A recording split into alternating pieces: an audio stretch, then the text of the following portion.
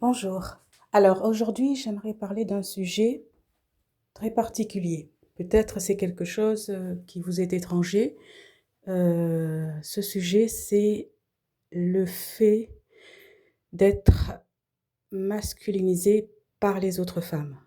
C'est-à-dire que vous êtes une femme, vous êtes une jeune femme, et certaines femmes autour de vous vous considèrent à certains moments ou continuellement comme si vous étiez un homme.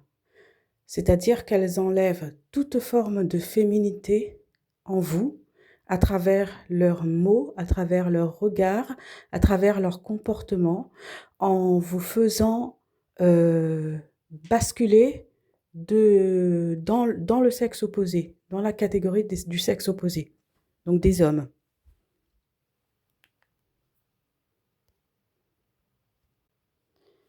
Alors, pourquoi je me suis intéressée à ce sujet?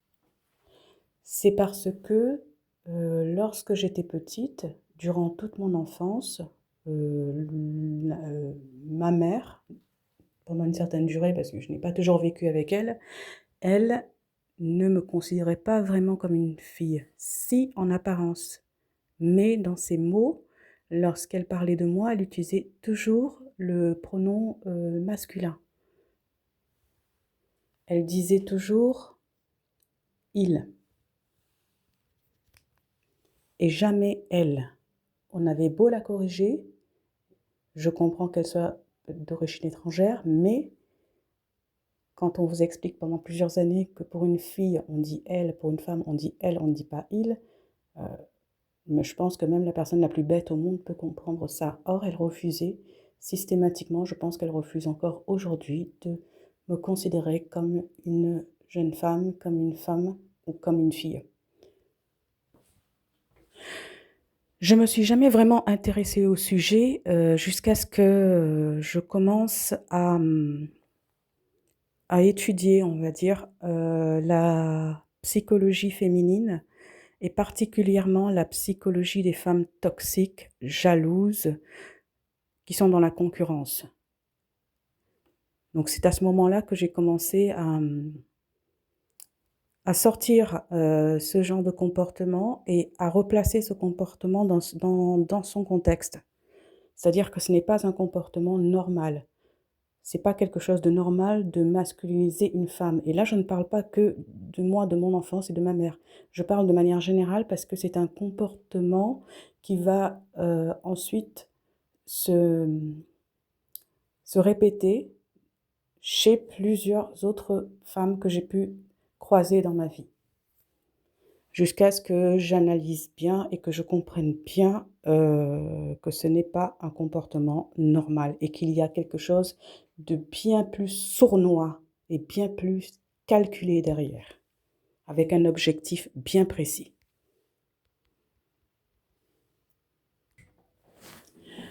Voilà, vous pensez sans doute que c'est un comportement normal de masculiniser une personne, que c'est juste une blague entre copines. Mais non, ça n'a rien d'une blague où on se moque gentiment de vous parce que vous avez fait une coupe de cheveux à la garçonne et que ça vous durcit un peu le visage, que cela vous rend plus masculin. Non, ça n'a rien à voir, c'est quelque chose de plus... c'est un comportement, le fait de vous masculiniser, c'est un comportement qui est beaucoup plus sournois et qui a vraiment un objectif très précis. Cet objectif, c'est vraiment de vous sortir du jeu, c'est vraiment de vous enlever toute forme d'opportunité dans la vie, de ternir votre réputation, de vous faire passer pour quelqu'un que vous n'êtes pas. C'est le fait même de ne pas reconnaître en fait que vous êtes...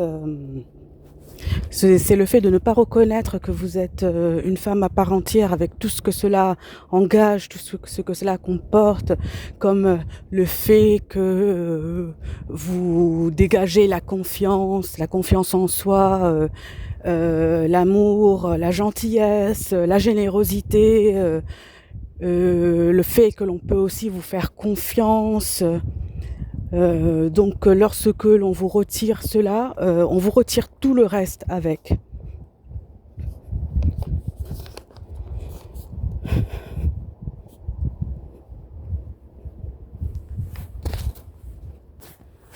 Et aussi, vous remarquerez dans ce genre de comportement que ce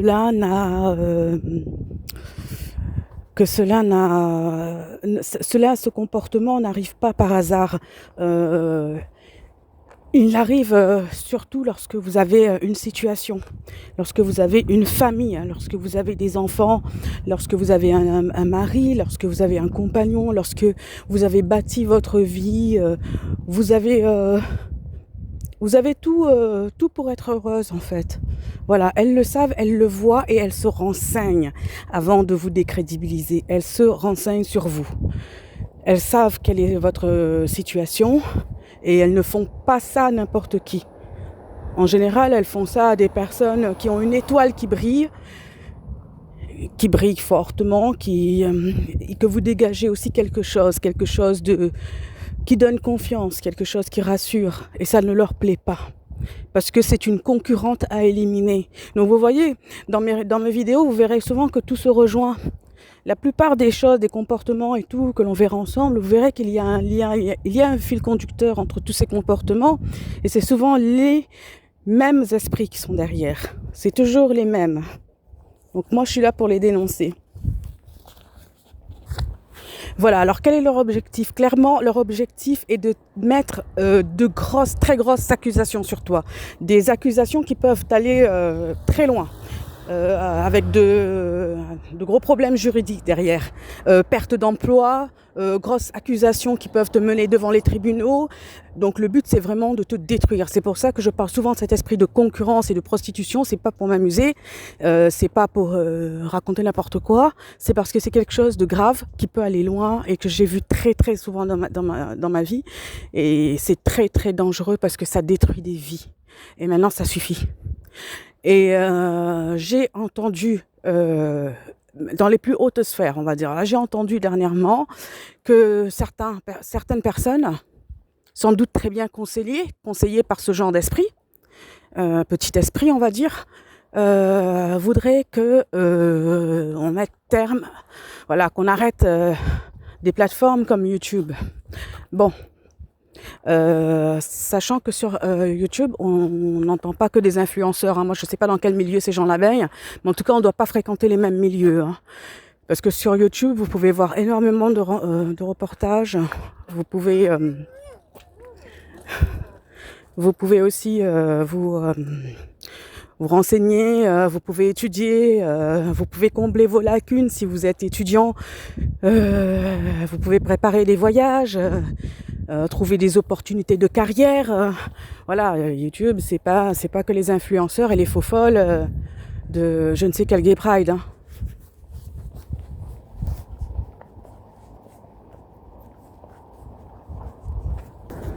Donc bizarrement, toutes ces années, il s'est passé un tas de choses sur YouTube.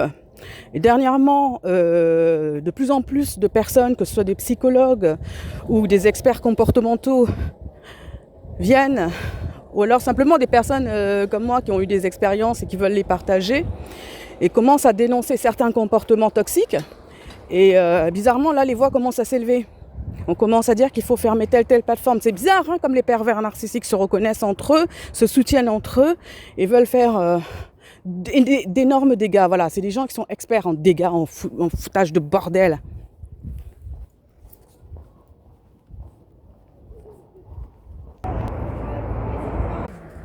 Alors, je donne quelques exemples qui sont assez parlants. Par exemple, je suis quelque part dans un lieu public ou autre. Ça peut être aussi sans témoin autour.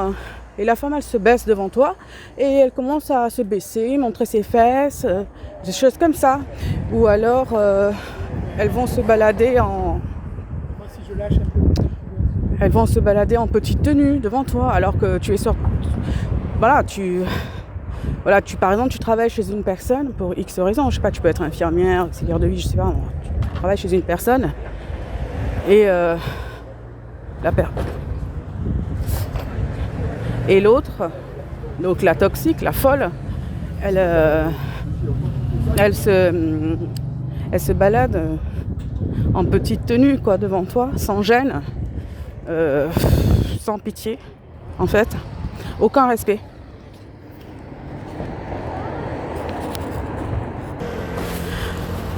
Ou alors tu trouves une opportunité de travail, voilà, dans une grosse société, par exemple en tant que masseuse, tu as un physique plutôt atypique. Et la personne, elle sait que son compagnon, ce qui lui sert de mec, est inscrit à la salle de fitness de l'hôtel 5 étoiles, par exemple, en question.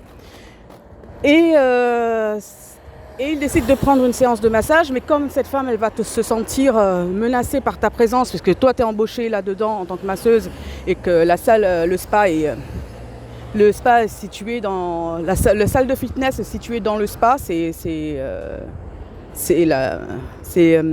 le même, c'est la même salle, un même étage.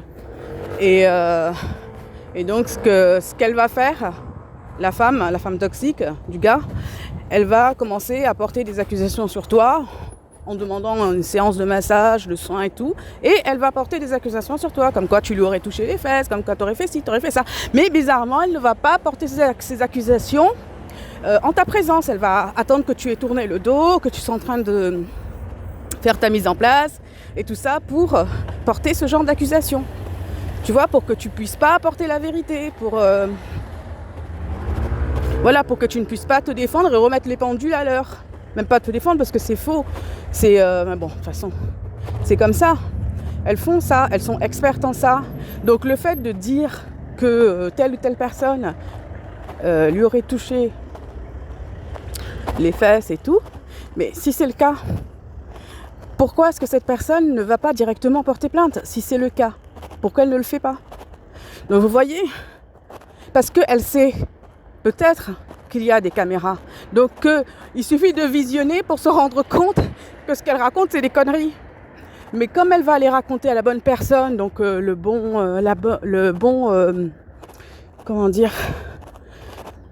la personne responsable, le manager responsable de cette équipe de guignols, donc elle sait que le profil de cette personne correspond à son profil toxique. Parce que ces gens-là se reconnaissent entre eux, s'entraident entre eux.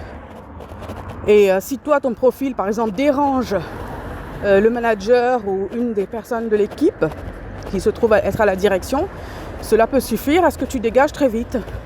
À la moindre petite excuse, petite occasion.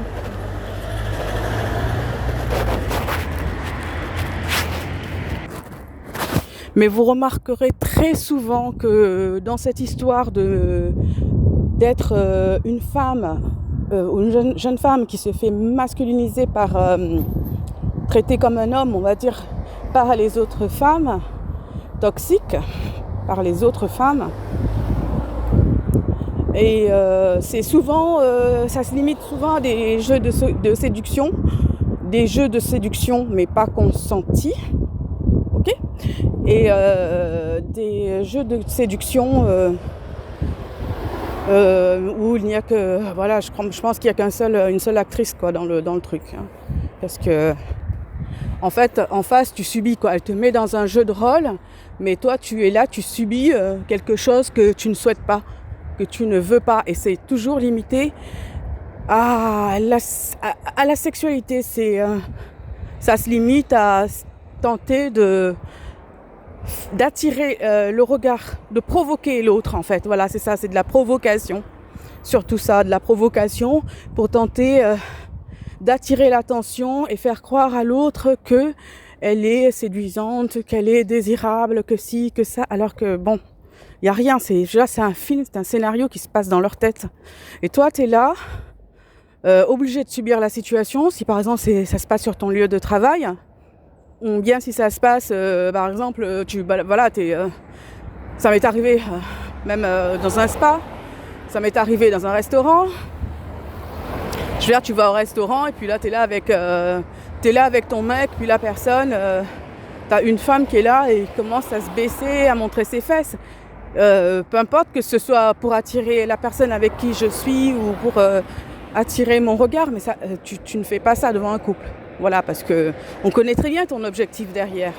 Voilà, puis ça m'est arrivé dans un restaurant, ça m'est arrivé aussi dans un spa aussi. Pareil, c'est le même scénario, la personne elle se baisse, elle se baisse devant ta figure et elle met bien ses fesses dans ta figure. Ça m'est arrivé à Monaco dans un hôtel 4 étoiles aussi. Donc là, on est censé, parce que bon, avant j'allais dans les petits hôtels assez simples et tout. Et puis je me dis bon, allez, on n'a qu'à monter en gamme comme ça. Peut-être qu'on aura un peu plus de confort, sachant qu'on vraiment on rentre dans la chambre que pour dormir, quoi. Donc pour moi, un 5, 4, 3 étoiles, 2 étoiles, franchement, c'est pas quelque chose de très important pour moi. Et donc, je m'attendais à une clientèle plutôt haut de gamme. Bon, je me suis retrouvée avec un personnel, bon, sauf la réceptionniste et le voiturier. À part eux, le reste, c'était vraiment du bidon, quoi, des gens très bas de gamme. Et la clientèle, bonjour, quoi. Hein. Je sais pas d'où ils sortaient ces gens-là, mais en tout cas, une en particulier, et bizarrement, c'était la seule, et c'était la seule africaine. Je veux dire, avec moi, qui suis d'origine étrangère aussi. Elle, la seule personne aussi d'origine étrangère, africaine, et la seule à se comporter comme ça. J'ai vu aucune autre femme faire ce qu'elle a fait. Je veux dire, elle est arrivée, elle était dans cet hôtel. J'ai la tête qui tourne là. Elle était dans cet hôtel avec nous, donc on est allé prendre le petit déjeuner en bas pour tester le buffet, parce que habituellement, je ne vais pas au buffet des hôtels. Putain, qu'est-ce qui m'arrive? Voilà, habituellement je ne vais pas au buffet des hôtels parce que je suis pas habituée, j'aime bien rester dans la chambre et flemmarder, j'aime pas me lever tôt et tout pour ça quand je suis en vacances. Et donc je vais là-bas pour voir un peu ce qu'ils ont et tout, voir le choix et tout, c'est sympa. Et donc elle arrive, l'africaine, elle arrive. Et elle commence à foutre. On était assis parce que bon, on lui a donné une table, donc on était assis. Elle était seule avec sa fille. Et tout ce qu'elle a trouvé à faire, c'est de prendre ses grosses fesses et de les foutre dans le nez de la personne avec qui j'étais. Voilà, elle a fait exprès. Je veux dire, quand tu t'installes à ta table, tu t'installes de manière polie et discrète. Tu t'installes pas en tournant de manière à ce que tes fesses arrivent dans la figure des clients. Voilà, c'est ce genre de comportement. Voilà, bon là c'est un autre exemple, mais voilà, on sait comment vous procédez. On connaît le coup avec les fesses et tout ça, on connaît. On connaît les fausses accusations et je vais pas m'arrêter là, je vais continuer à dénoncer. Donc maintenant, soyez sur vos gardes, faites très attention lorsqu'une femme commence à vous masculiniser, lorsqu'elle vous regarde bizarrement. Si vous avez, je parle pour celles qui ont une belle étoile, hein. Donc si elle vous regarde bizarrement, de la tête aux pieds, faites attention. Quand on vous regarde de la tête aux pieds en plissant des yeux, c'est que la personne est en train de chercher vos failles, quelque chose pour vous détruire. Allez, bon courage et à bientôt.